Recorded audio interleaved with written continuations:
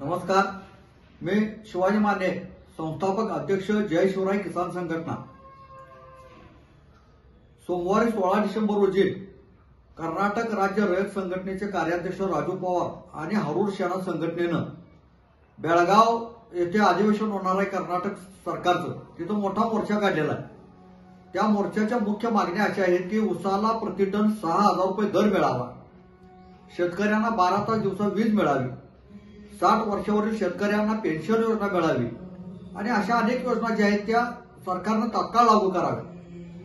माझ्या माहितीप्रमाणे कर्नाटक सरकार हे शेतकऱ्यांचं बऱ्यापैकी ऐकतं, सरकार तिथं सत्ता कोणाची असो, परंतु यासाठी आवाज उठवण्यासाठी आपण सुद्धा मोठ्या संख्येने तिथं जायचं आहे। कारण जर त्या सरकारने त्या मागण्या त्याच्या थोड्या जरी मान्य केल्या तर त्या आपणालाही मागताना महाराष्ट्र सरकारकडे त्याचा पुरावा होतो किंवा आपल्याला तो एक आधार होतो।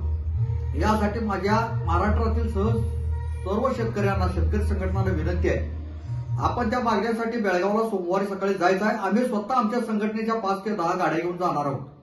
निपाणी येथे सकाळी 8 वाजता बरोबर जमाईश ठरलेला आहे आणि तिथून एकत्रितपणे सर्वजण आपण बेळगाव येथे 16 डिसेंबर सोमवारी सकाळी जायचं आहे।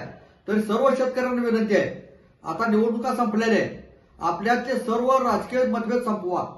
सरकारी नोकरी एक होतात, विविध संघटना एक होतात, सरकारच्या इतर संघटना सुद्धा सगळ्या एक होतात, तेही सगळ्या पक्षात आहेत, परंतु आपण मात्र आजही विविध पक्षात जातीभेदात अडकलेलो।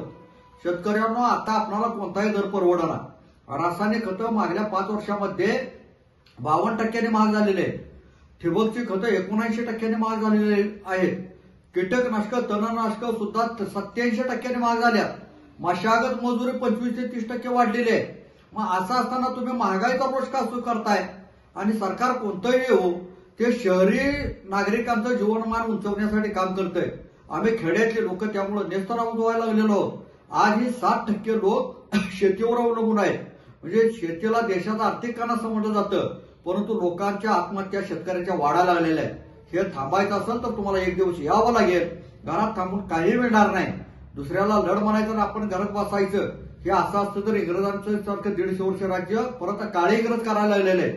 हा लढा यशस्वी होण्यासाठी आणि राजू पवारांना साथ देण्यासाठी आणि त्या मागण्या मान्य करून घेण्यासाठी आपण सोमवारी सकाळी 8 वाजता निपाणी येथे जमायचं आहे। आम्ही जात आहे, आपणही यावं अशा आमच्या संघटनेच्या वतीने आपणास विनंती आहे।